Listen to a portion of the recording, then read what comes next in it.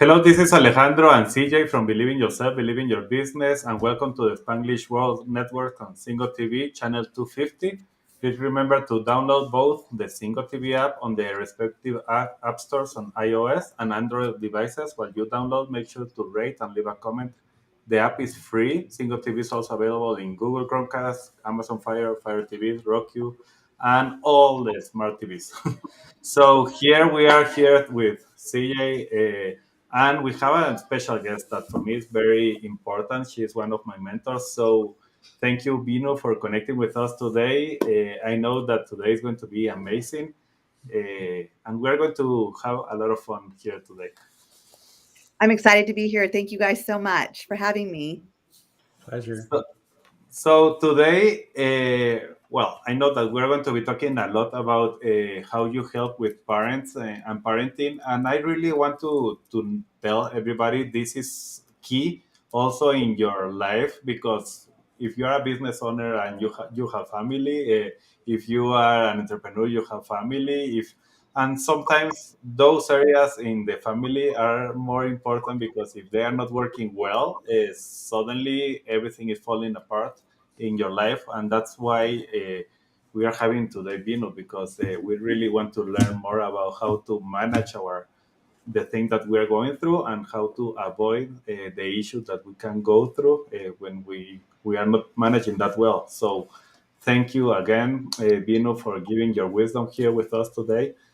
The first part that we always start is a little bit about your story. I know that you already told me about that in another uh, show that we had, but today we will want to go like a little bit of who you are, where are you coming, where before you started to believe in yourself, who you were. Yeah, so thank you. My story, I feel, is resonates with a lot of people. I grew up in America. I was the first generation. My family's from India, and I was first generation born in America. And growing up, with an Indian family in America, there was a lot of conflict, if you would, having the Indian culture in America, trying to adapt to the American culture. And, a lot of a person's identity gets lost already in that translation and trying to figure out, like, when I come home and I have these rules but they're not the same rules as my friends have, and not understanding, like, did I do something wrong? What's wrong with me? And then being bullied from the time I was little, like 6 years old, all the way through even adulthood. I mean, adults get bullied too.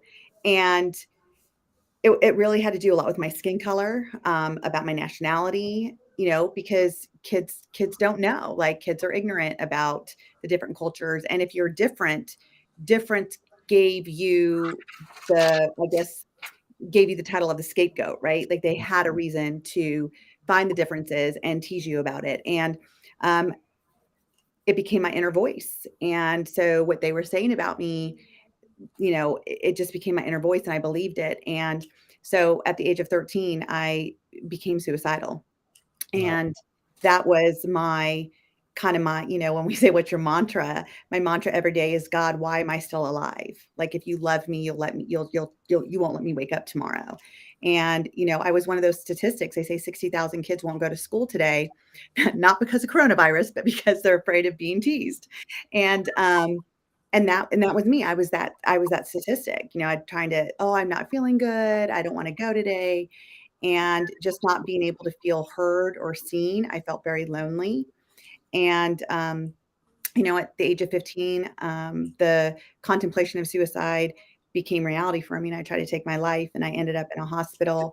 I was self-harming, just trying to numb the pain that I was feeling so deep inside.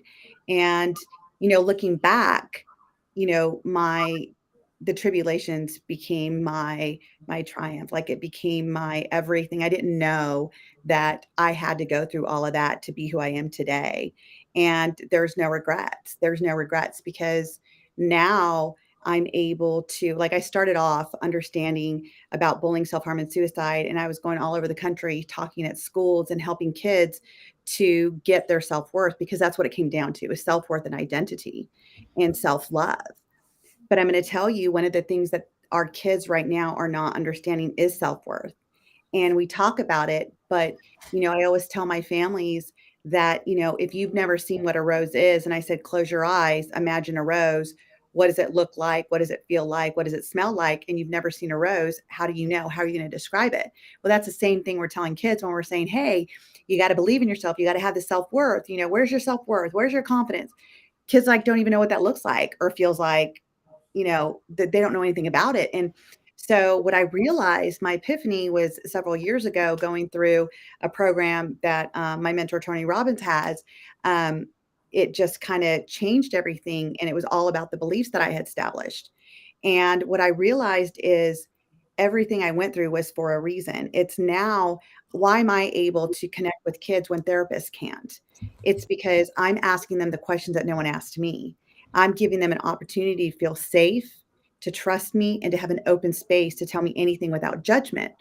And instead of insinuating that I know what's going on, instead of understand like, oh, I know, I've been there, I know what you're feeling. No, I don't know what they're feeling. I know what I felt.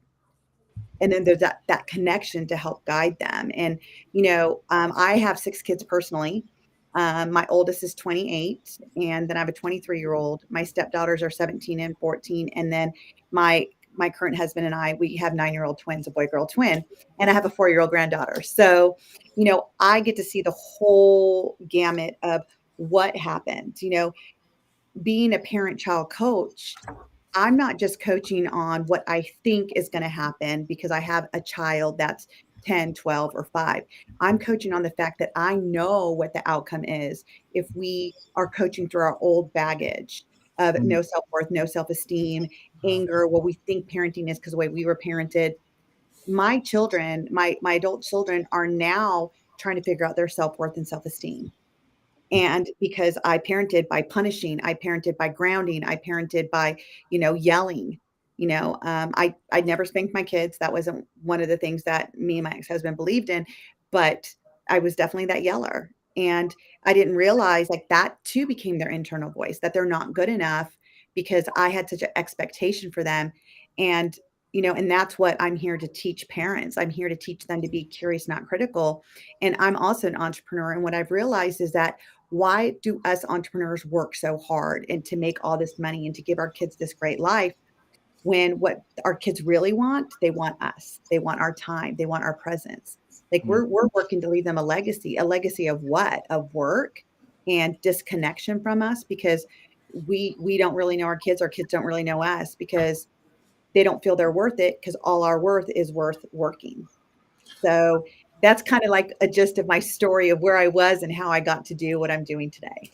No, and it's very interesting, and I like a lot of the things. But let me ask you something, because I know that maybe a lot of the people that is listening to us today is more in the parent side, but of course there is like a lot of people here at the same time. If anybody has any question, just put it in the chat, or go to our social media, and you can be connecting with us and having any question that you can have with Vino. In my side, I want to ask you something, because you went. I know that from your story, you went from like being suicidal to like even thinking about that, like 3 years or 4 years maybe. But you also told me in another time that I know about that your parents didn't have a clue that you were thinking that, and you didn't. So why you think that happens, and how we can avoid that as parents? Like, okay, there are some things, of course.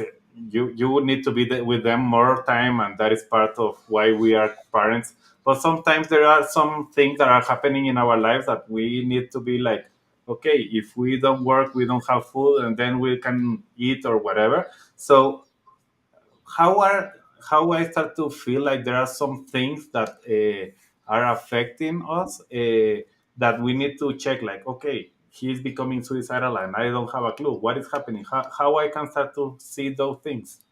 Right. Those are great questions, Alejandro. So I was suicidal for 21 years. And when I did not feel like, I remember there's one time I went to my mom and I said, these kids, like, I hate Gandhi. They're teasing me about it. And I didn't really know who Gandhi was or anything at the time. And my mom oh, kids will be kids, because that's what we thought. We just thought every kid goes through teasing. We all go through teasing. What she didn't realize is that all that I had compassed previously to this time when I was 13, that it had just stacked. And so, but she would never see it, because when she was home, I mean, my mom is my hero. She worked 2 jobs. She went to law school. She put herself through this as a single mom. And so she did the best she could with what she had. But so when she saw me, I was watching TV, I was going outside playing with my friends, but she didn't know the internal thing that was going on in me, like that internal voice, like, why are you here? You're not even worth it. Like, for what? Why do you want to be here, just to get up and go through this again? Because I did not feel that she did hear me. And, I was in therapy, and like all therapists wanted to do was like, oh, give her medicine, she's going to be okay. All kids go through this. It's hormonal. And, some of the kids that I work with right now, it's the society thinks that, it's going to be, oh, they're going to withdraw. They're going to stay in their room. They're not going to talk to people. And then, oh, I know my kid's depressed. That's not true. Matter of fact, I have a client right now on my caseload who's 14 years old. She stays in her room. She loves to write. She writes beautiful short stories. She doesn't have any friends, but she does yoga. She does aerial. She does like all these things, but she's happy. Like, and you know what? Happy is not even her emotion. Like, we want our kids to be happy. What if our kids don't want happy? What if we just need to ask our kids, if you don't want to be sad, what do you want to be? Because when I asked this in particular client, she's like, I just want to feel peace. I want to feel calm. And I'm like, well, what would that look like to you? And she says that I'm accepted for who I am, and I'm not always being asked, are you depressed? She says, I'm not depressed. And so we sit here and we put these things in our children's head because we think that we create this definition of what we're seeing versus asking. And that leads us to what we're talking about today, being curious, not critical. So, I know a lot of kids that put on those masks just like I did, and that are cheerleaders, that play sports, that have a lot of friends, and they're still lonely. So, how are parents supposed to know? We have got to create the conversation. We have got to get into the mode of asking questions, not just yes, no questions, not just how was your day? Oh, it was good. Okay, great. What do you want for dinner? It's tell me what was great about your day. If you had one magic moment today, what would that be?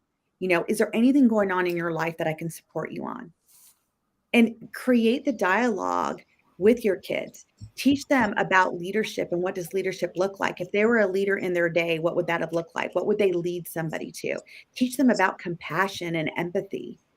Mm. And then we would not have the world that we're living in where so many kids are suicidal. Like, that is my mission, is to stop kids from being suicidal, to know their worth. And the only way we do that is to get curious. So to answer your question, that was long-winded, is just we have to get curious and ask the questions if we're going to know what's really going on with their kids. If we're looking for signs and symptoms, we're going to miss them. And okay, just to finish that, because I agree and I like a lot of what you are doing and saying exactly. But sometimes, okay, once again, another question that can come, like how much time is needed to give that space and that conversation. I know that it depends on the person, but what is your experience right now that at least like you have, maybe you are very busy, but you have quality time and that is enough, that quality time of having 30 minutes that you are really talking with them. What is your experience on that? What is better? In order to give them the space to have the dialogue and to talk and to understand and everything that they are going through. So, it's not feasible to say, well, if I work 8 hours, I got to give my kid 8 hours. Like, none of us are going to be able to do that, right? There's not enough time a day to do that, especially when our kids are going to school. They have extracurricular activities after school and whatnot. But kids are not looking for a time limit. They're looking for your presence. Mm. They're looking for us to put this down and to really focus on what they're saying and to create the dialogue. You know, when a child is acting out, think about how much time we take off from work. We're going to school conferences, we're giving them all that attention. But when they're being great, if you would, everything's great. I don't have to worry about it. I can keep working then. I don't have to take time off from work to give it to them, right? And then we wonder why kids have these behaviors. It's like they're searching for something. Every behavior we have, every single behavior, whether you're a child or an adult, it's because it's communication. We're communicating something through our behavior, Mm. and we're either wanting attention, we're wanting to be seen, we're wanting to be heard. And so there's really not a time limit you can give. The time that you need to give is the time that that child needs. And I also talk about like taking off the labels. Like there's so much, oh, I'm a mindful parent, I'm a conscious parent. We have so many titles that we're trying to reach that standard of what that definition is. And when we don't do that, we feel like we're a failure as a parent. So many of us already feel like we're failures as parents. Like I'm sure some of your listeners are out there are like, yep, I get it. I know I felt like a failure as a parent. Mm. Me, a parent coach, feels like a failure as a parent at times. So can you imagine trying to reach that level of that title? So take the titles off and be that parent your child needs to be, and ask them, what is it? If I could be a better mom to you, what would that look like? If I could be a better dad to you, what would that look like? They're going to tell you their formula just by that one question. Wow, that is huge. We have another person here asking how to deal with your teens when they start to date. You don't want them to date. So, it's interesting. I have a 12-year-old on my caseload, and she um, got a boyfriend, and I was her coach. So I was the first one she told. And then, I'm like, do you feel like it's something that you need to share with your mom? And she was kind of hesitant. And when she finally shared it with her mom, she wanted to go somewhere with him. And her mom's like, oh, I'm sorry, she turned 13. She's like, you want to date at 13? And to me, that was unheard of, right? Like in my era, I grew up in the like 70s and 80s. Dating did not even come to even a thought until we're like 16, 17. So Yeah. here she's 13, and like, so again, as a coach, I got to take my values and throw them out the window, because what I want, I'm not her No parent. It's not matter. my choice. So I had to, we talked to mom about it, and I said, how do you feel about that? And she says, I think 13's too young. If she wanted to go with a group of friends, I would feel okay with that. Like if they all wanted to go bowling or play putt-putt golf or something like that, like I would be totally okay with that. But if it's just one-on-one that she wants to go and meet him before school at the Starbucks, I'm not okay with that yet.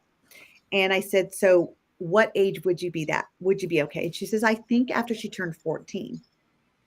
Okay, then now we have mom's value, and what that would look like. And she says, of course, there would be boundaries. I would want to be public and whatnot. So I would ask you, if how to deal with your teen when they start dating is create a space where you have open, trusting, and safe communication with your child. Because if they know you're not going to judge them, they're going to give you more information. The more information you have, the less stories you will create about what's happening with your child. Because we all do that. Think about it. When we were a teenager and you liked somebody and they didn't call you, what stories were you creating in your mind? And Mm. then all of a sudden you found out is that, oh, they lost their phone. And so they couldn't call you and they had no way to reach you.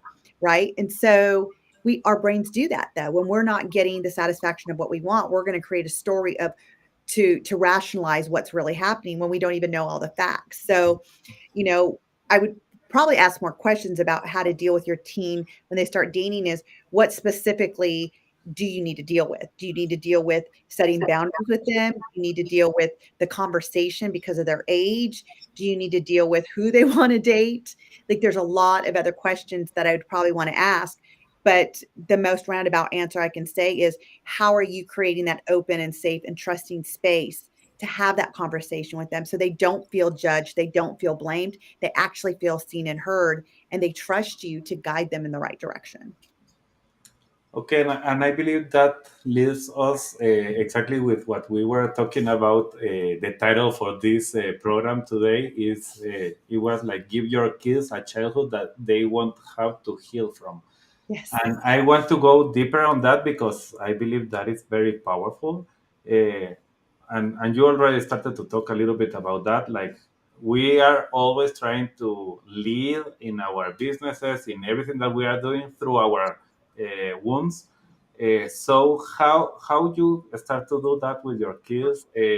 How much I need to be focusing on myself to really change myself to start to help them? How that works?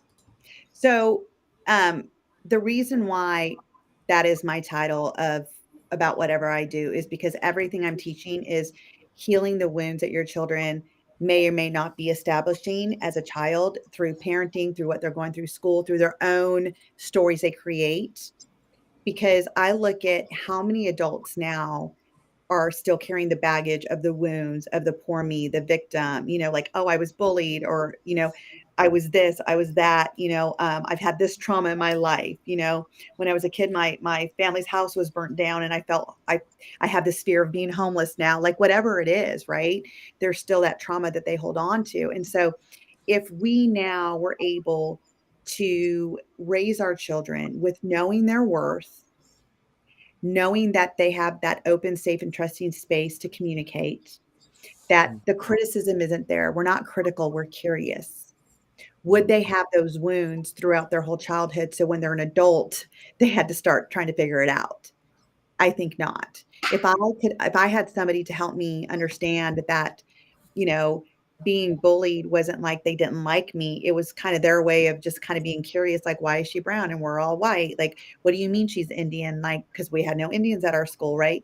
So, but there was nobody there to help me or help those kids understand. There was nobody to say, it's okay to be brown and it's okay to be different. And, you're going to be okay. And let me show you how you're going to be okay. Let me tell you why you're worth it. Mm. What if I would have grown up with an ounce of worth?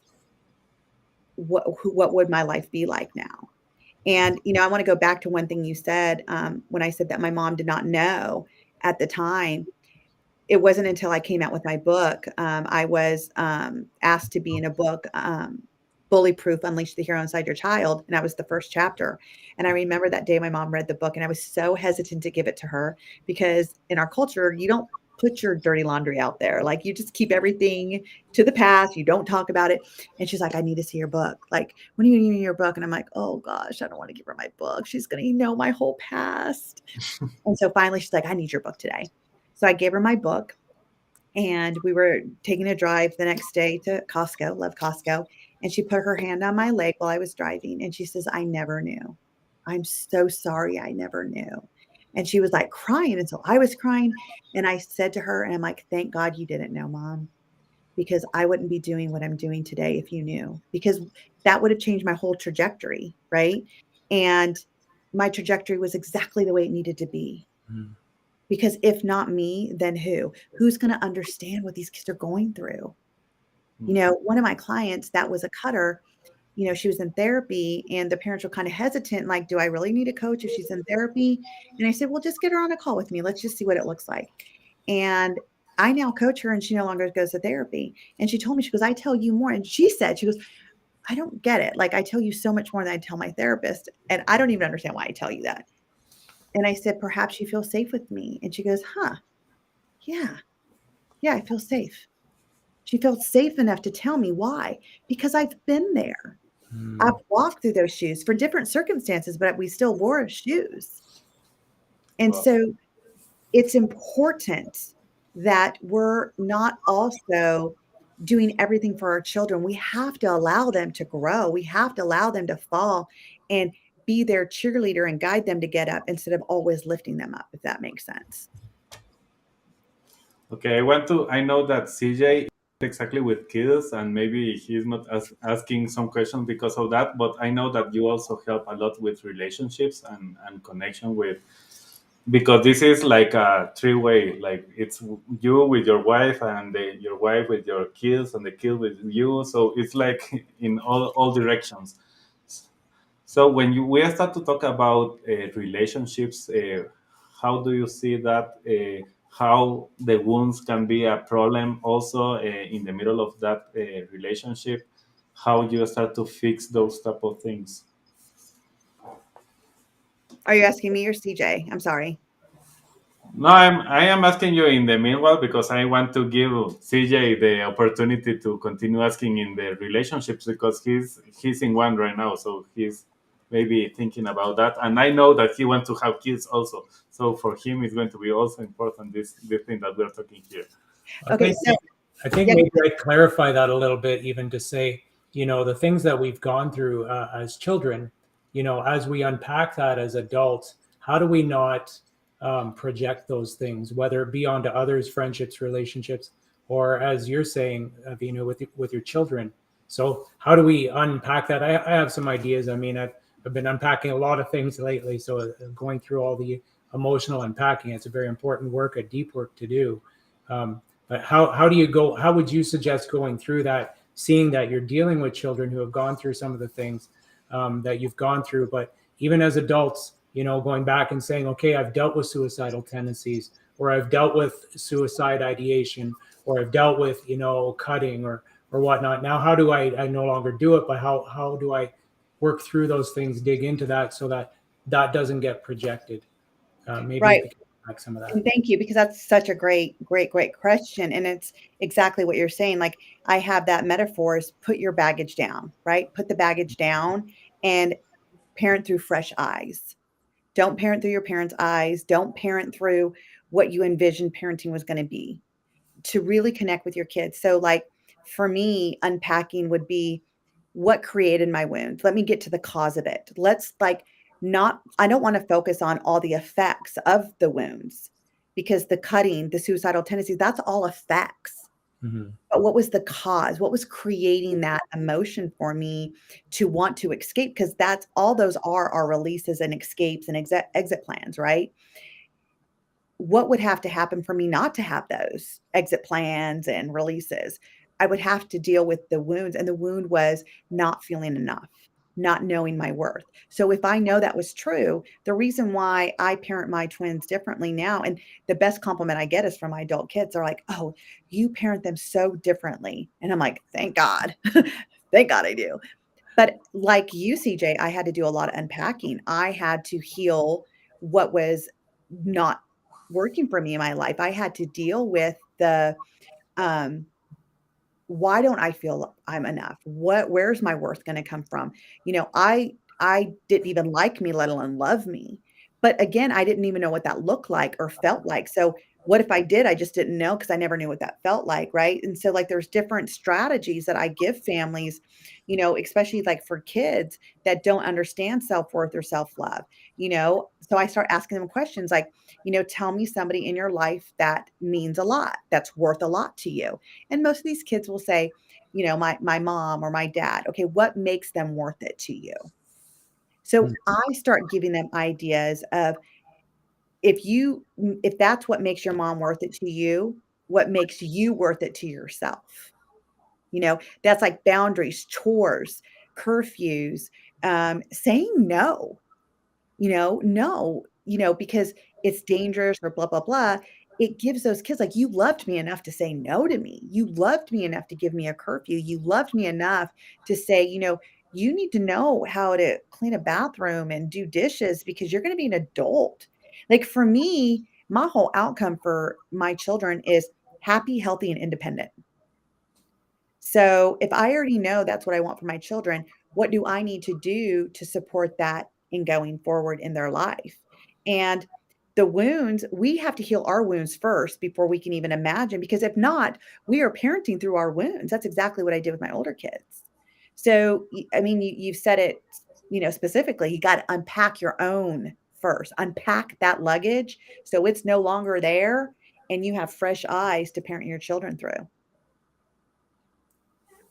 So, Vino, at what point did you yourself find yourself unpacking some of those things? Like, where along your journey? Because we started out saying, okay, this is where I started out, but where along the journey did you start to say, hey, how can I unpack this? What was there a catalyst that really kind of pointed this out to you? And how did you start to deal with So, that? yeah, I touched on a little bit. It was going to my first Tony Robbins event in 2007, and I went through all his events. I had no money to go through it, so I was like, everything was on credit card and everything at the time. But I knew that what I learned in that one event and what I shed and what I saw was the reason why I was on that trajectory was because of my belief systems. And it wasn't until then I really understood self-worth. I didn't understand gratitude until then. And you can't be depressed and grateful at the same time. And Hmm. so that was actually a catalyst. So I went through all his programs, his leadership programs, became senior leader. Now I'm a trainer for him. And I speak on his stages now and teach his content to, some of his participants. And but it showed me that whole trajectory of starting down here and just going up and up and up. And there's always another level. Like, now I'm the instructor for Joseph McClendon's Neuroencoding Institute, where actually I met Alejandro. And how did I get there? It's because I started to believe in me. I started to know, I started to walk the talk. And so it just is a trajectory. And I don't stop learning. Like, I'm in different programs, I'm in different areas, like I'm learning all the time. And I used to say, oh, I'm a professional learner. No, because I'm a professional action taker too. What I learn, I take action on. And when you take action, you get progress. And when you get progress, you get happiness. Hmm. So that has been my formula since 2007. Learn, action, progress, happiness. And, and sometimes you don't even realize the progress you got from what you did 3 weeks ago until it just shows up. You're like, oh, that's why I did that 3 weeks ago. So the other thing is like celebration. Like, if we are not going to celebrate ourselves, who's going to celebrate us? As entrepreneurs, I think we forget that because we're always like, oh God, that's so great that I did that. What's next? Yeah. Or like, what's next? What's next? Right? It's that hunger for what's next in that entrepreneurial mind. Well, we're forgetting to celebrate our bigs or our smalls, how our kids are. Like, our kids, that's one thing that I learned also, is teach my kids to celebrate. They are worth celebrating. When they made that goal in soccer, that's worth of celebration. When you brought home that C that you tried so hard and you got a C, it's worth celebrating because your efforts are worth celebrating. You are worth celebrating. When you did all the dishes and I didn't ask, you're worth celebrating. Because, and this is how, these are like little seeds that I plant, but they're worth it. If Mhm. I keep, doing my job and I'm like, just a second, and that second never comes, in their mind, I'm planting the seed. Well, they're worth it to my mom, but apparently I'm not worth it to my mom because she can't even give me that second she told me. That's why follow through and consistency with parents is so important when we're talking about worth. Your kids are worth following through. Your kids are worth you being consistent. And that just stacks along the way too. So yeah, it's been that trajectory since 2007, and I'm constantly learning and doing. That's amazing. Yeah, appreciate that. I'm wondering about along the way, because you hit on this point, and I think you say, okay, as kids, you got to teach that, and maybe along the way we didn't learn that. But I wonder where not celebrating actually short circuits that happiness piece, the number 4 piece. I wonder, if we don't celebrate, because I noticed with myself, I published a poetry book recently, and I just like, yeah, okay, I got the box of books, I put it over here, and then next, you know. And so like I see myself doing it, and so it's the unpacking that as well. So I wonder where you might see that in kids, and where you might say, okay, now how do we shift this? Well, I think what we grow up saying, don't be boisterous, don't brag about yourself, like, don't be conceited, don't be selfish. And so instead of teaching our kids, yes, celebrate you got that A, be like, woohoo, I got the A. Even if you're the only A in the class, why can you not celebrate it? Why do you need to dim your light instead of shine it bright? But we as teachers teach that, we as adults teach that, like, I remember growing up and my grandmother always said, don't be so loud. Don't be so loud. You don't need to be overexcited. So what did that teach me? That, okay, being overexcited is not good. So don't be loud. Don't talk, just smile, smile. And so how did I learn how to celebrate? Mm, And it's more than just, oh, you did a good job, CJ. You did a good job. Versus CJ, oh my gosh, you published your first poetry book. Good for you. That is amazing. That is so great. Congratulations on that journey you took. I mean, that probably feels so much better to you than just good job, CJ. I'm so proud of you. You know, for what? Be specific with these kids. We need to teach them if they can't be their own raving fan because they're worth it, then mm, how are they going to be a raving fan to anyone else? I got married at a very young age at 18, against my mom's better judgment of letting me. Like, she's like, no, don't do it. I'm like, I'm 18. You can't tell me what to do. I'm escaping this life because I was looking for someone to love me because I didn't know how to love myself. And I probably should have divorced a long time before I did, but I didn't want to be a statistic. I did not want to be a statistic of getting married young, having kids, and I was a single mom now. So I stayed in that relationship, and I'm so grateful for him giving me my two most beautiful, amazing boys. And what I realized is I continue to just always try to escape that. I'm like trying to find, why am I worth it? Why am I worth it? What's love?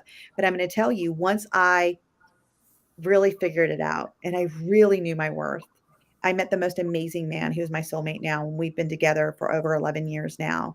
And he I was able to receive his love authentically because I was able to receive my own love. And that was a huge pivot for me. Wow, that is powerful. And maybe we can continue with a little bit because you are talking a lot about the like nuggets from your story. So how was that process? Because sometimes when you are living, like, okay, I need to get out of this relationship, and of course there is always some great things that happens because of that relationship, but at the same time you think like, okay, you are a failure because of that, you don't want to continue doing that anymore, and the first thing that you think is like, okay, I'm never going to be married again because of. So I know that those, even just by saying that, is something that is like going to your subconscious, like, okay, you never could find somebody that is going to love you again. So how are those type of things really start to stack again in your life, and how you start to change that in your life? Well, I think that when you don't love yourself, well, first of all, I didn't really know I didn't love myself because I didn't know if I didn't know what it was, right? But what I realized is when I would get into abusive relationships with men, with my first husband, with my boyfriends after that, if I loved myself and I knew I was worth it, I would never let a guy lay a hand on me. Like I just, it'd be a non-negotiable in my life right now, right? Yeah. But the fact that it happened and I stayed, and it happened and I stayed, and I made excuses of why I needed to stay because I rather, in my mind, my irrational mind in that moment was I rather stay and feel like somebody wants me than be all alone again. Because being alone that I had felt my entire life was the worst feeling ever. Mm, And, you can have many people around and still feel alone, you know, because you're not seen, you're not heard. And at the time when I was in that relationship with my ex-husband, like I did not, in my mind, I didn't think I needed to leave earlier. It was after the fact. It was after I realized that, wow, like if I loved myself and I had my own worth, am I worth being more than just that my ex-husband or my ex-boyfriends or whatever? And I am worth that. I just mm, didn't know it at the time. And that was like a huge aha moment for me. Is like my husband now is so not like any other guy I've ever dated, ever. But why? Because I, like CJ said, did all the unpacking, right? Like I unpacked it. And even when I first got with my husband, I was still growing. I was still like, to have worth was all new to me, but at least I had it. At least I was able to identify it, and at least I was aware. mm, And that's like the biggest nugget I can give people is, are you worth it? And how do you test it? Test it. So if your best friend who you love and adore was in your position, what would you tell them? If you're telling them to get the heck out, don't walk, run because they're worth it, and they're just, they don't even see that they're, emotionally, mentally, physically, whatever, being beat up, then yourself that you're not seeing it yourself then. Like your worth is that. And that's how I started testing things. Like if that was my child, what would I tell them? mm. And I'm like, "Oh, wow." Because especially for a parent, we may not know our worth, but we know our worth of our children, right? They're the ones that we Yeah. love unconditionally no matter what they do. I mean, you have a kid when they're born and they poop all over you, throw up all over you, and you still love them. You still love them. So, Yeah. they're worth it, right? So if you're not going to allow them to stay 1 second in that situation, why are you allowing yourself to stay in that situation? And what here I know that we can continue talking about the healing, because for example, when finally you decide, I'm going to leave this guy, I'm going to be alone by myself, but I have two little kids, or and then it starts this question like, okay, but that is the best thing for them, and maybe I have to stay here because of my kids and they need to have two parents and not only one. And you start to have all those discussions inside of your head, and you don't want to create wounds in them. So how do you unpack that also, like to really? I didn't do it the right way.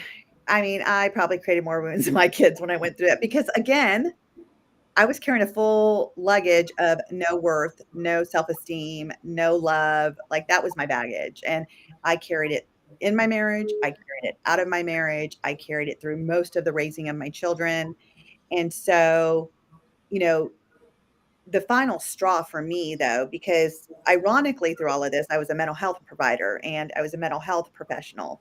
So I knew that staying in a relationship with the constant fighting and whatnot was not great for my kids. And so I said, staying for my kids would be the biggest harm I can do for my kids. So that was my strength to get out. And I was living for my kids, you know, what I want parents to do is not live for their kids. I want you to live for you. Live for you first Hmm. because your kids are they're going to get the bonus of you when you live for you first. Mm, That's like when we talk about life balance is self. Self is in there. We can't run off fumes. We have to run off energy because you want to give your kids your energy. You don't want to give your kids the leftover fumes.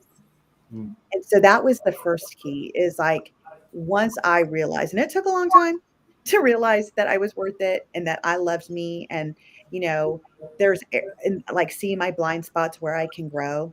But at the time when I left my husband, I had no idea about personal development, personal growth. I mean, I was in therapy, but all that did was just help me process the feelings that I had and validate that what I was feeling was what I was feeling. It never helped me to establish that, you need some self-worth and you need to love yourself. And let me tell you what that's going to look like. And if you wanted to feel this way, what would you need to do? Like there was no questions to take me from where I was at to where I wanted to go. And to be honest, I didn't know where I wanted to go. I just thought if I was alive, I'm doing good. Just I was kind of flatlined you wow. know? And I was waiting for my kids to be old enough so I could take my life. I was waiting for them to be 18 because in my irrational thinking, I thought, well, once they're 18, they won't go back to my ex-husband. I've done my job raising them. They don't need me. Little did I know that they probably need me more as adults than they did even growing up, right? And I'm so proud of myself for having the courage, for having the discipline to step out of what I thought my life was and to create what it is today. Mm. That is very powerful. And quick question: let's start to go to the thing that you are doing now. You are doing a lot of things, but tell us a little bit in this part of relationships and working with parents and kids and helping them, and why you see that that is really key. Because you have been unpacking that during the whole session today, but also even for the parents that maybe they are having, okay, I have to have a successful business, and how I do, like I need to deal with the two things at the same time. So what are the things that you are doing now to help them to really realize that they can have both, they can have a very successful life and at the same time a very successful business? Right. So, what I do is I really help a lot of entrepreneurs realize that as successful they feel in business, they can feel as successful in their parenting Mm, and to help them redefine that. Like, my whole redefine parenting is about look at your parenting and say, is this building up my kids or is it taking away from them? Is it helping me be a better parent and better guide? Like we are the guides. Our kids need to be the heroes, right? How do we guide our kids? Like I always think of like Don Miller's story brand. Like, as coaches, we need to be the guide, not the hero. Our clients need to be the hero. Well, with parenting, I just take it a step further is we are the guide. We're the Mr. Miyagi's and our kids are the Danielsons, right? Like, how are we going to make them the hero of their own story? And how can we be the best guide? And a lot of parents, and I'm going to be honest because I'm one of those parents, transparency is everything, is I thought if I was successful and making good money, that my kids would be happy. And I thought that was being a good parent. But when I go back and ask, would you rather had all the money and all the stuff, or would you rather have time with me? They rather have time with me. Mm. Mhm. Like, that's what they want. So we got to get curious and not critical. And that's what my coaching does. My team, I have, people that coach with me that, all of the coaches in my company, we do it the same way through quality questions. Um, I have programs where I actually move in with families for 4 days called the in-home turnaround. So, it's like a 4-day intensive where I come in and we just turn everything around to get what you really want. So you don't have to suffer with what you have. Mm. And and then of course the Neuroencoding Institute with Joseph McClendon. I'm the instructor there, so I'm teaching other coaches how to be that great coach to end suffering. Right? If we can create coaches to not lead people into what they think, but get into their model of the world and ask the quality questions, so the changes are sustainable. How beautiful is that? Mm. So, so yeah, so those are a few things that I'm dabbling, I would say dabbling, right? But I'm constantly busy. And of course, being a mom to 6 kids and a grandparent to my beautiful granddaughter. Wow. CJ, do you have anything else to ask Ginu? No, I mean, I'm just kind of blown away right now. Just like with all of your achievement, maybe one thing I would ask is how do you prioritize? Going through your day with all of these things, because there's so many amazing things that we can do. Obviously, each thing that you've mentioned is deeply connected to a passion, whether it be from a pain or something that's created pleasure in your life. How do you prioritize, and how do you stack yourself up? How do you stack these things up so that you're consistently winning? Because obviously, it's clear. We talk about believe in yourself, believe in your business. You embody that. So how do you stack up life so that you're consistently doing that? So I used to think success meant that I was making 7 figures. Hmm. I based everything off of the dollar or how many clients I get to serve. And that definition did not set me up to win. It kept me in, I'm not good enough. And so it was a constant battle of that self-worth. And so I have amazing coaches myself. I have 3 coaches. And one of my coaches said, what if you change the rules about what success means? And I said, well, what do you mean? And she says, what if you changed your rules about success so you could set yourself up to win? What would that look like for you? And I said, I don't know. She goes, so let's just take it day by day. What would you need to do to be successful today? I said, finish everything on my calendar. She goes, great. So what I'm hearing is that if everything on your calendar is done for the day, you're successful. I said, yep. And that's been my protocol for the last 5 years. And for 5 years, I've been very successful every Well, day. So how do you ensure that the right things then, maybe this is another way to state it, how do you ensure that the right things end up on your calendar? Because I think, there's so much talk today about people living lives of smoldering discontent because their calendars are full, but their hearts are not. So any insight into that? So I would say to anybody out there with organization, like I'm a big chunker. Like I chunk things, right? Like my kids, my business, myself, and certain things are priority. And so if I know whatever's priority, that's the first thing I schedule is my priority. And I mean, hopefully at this point people know what priorities are in their life. I mean, if you're an entrepreneur, you know what a priority is. So, if this is like for me being on this podcast, it was a priority. I mean, weeks ago, I put it in my calendar. And with the time changes, I think I've had like 5 different text messages back and forth to Alejandro just from the certainty, like, okay, I'm going to be on time, right? But that's what I'm saying. That's a priority. So I have already calendared it. Every month I go through what's a priority. What's a priority to me is I get 2 massages a month. I take 2 days, 2 days a month. I go and I get myself a massage and a facial because that is my time to recharge. And I had to learn that a year ago. I'm like, I go on vacation and I get massages. I don't need to go on vacation and get a massage.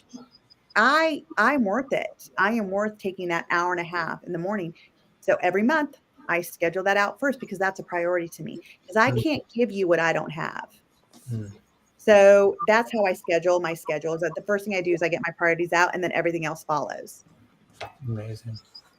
So I love everything that you have, and I know that I will be like asking you more questions, a lot of questions here, especially because I have two little ones, one of a 4 and another of 2.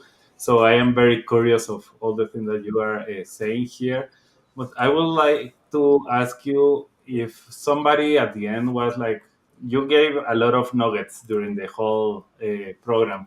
What are maybe one or two things that you can say, like, okay, if you want to, maybe you listen to everything and now you feel overwhelmed, like, oh, I have to take care about a lot of things.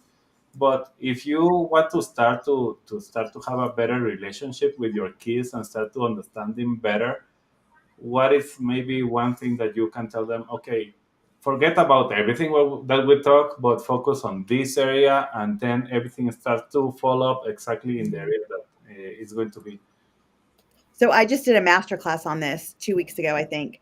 And the forget everything I said today. If you do this one thing, be curious, not critical with your children, with your partners, with your Mm, business partners. You will win. mm, You will win. good. Curiosity is asking a question. Critical is knowing and making a statement. Mm, Blaming, it's shaming. Curiosity takes all of that away. mm, And stay away from the word why. Why did you do that? Your brain automatically goes to defensiveness and they're going to create a story, maybe the truth, maybe the lie.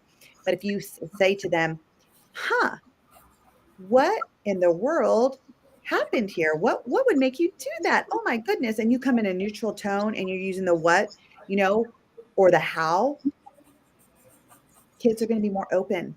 They're going mm, to trust you more because you're not going to be critical. So mm. curious, not critical. And I have a Facebook group for parenting. It's called Redefine Parenting. And I do my Wednesday wisdom. I just did one today on building your kids' self-worth. So, if your listeners want to join me on my Facebook parenting group, all my social media is Venu Inspires. My website's Venu Inspires. So it's very easy to find Mm, me. amazing. Okay, perfect. So anybody, if you have any comment, or you don't find, okay, I don't see where is Binu and I want to connect with her, you can connect with CJ, with me, and we're going to redirect you with Binu. Thank you very much, Binu. Today was amazing. I really enjoy every minute, and thank you for putting this as a priority for us. It was amazing, really. And we are looking forward to really connecting more with you and knowing how to help more people, really, because that is the key behind this. What is the belief system that you have right now that maybe is the one that is creating all the problems? You can change it just with curiosity, and I love that. It's Mm, really amazing, just talking about curiosity instead of being critical. And that is, I am the first guy that is always saying, like, I am critical even with myself.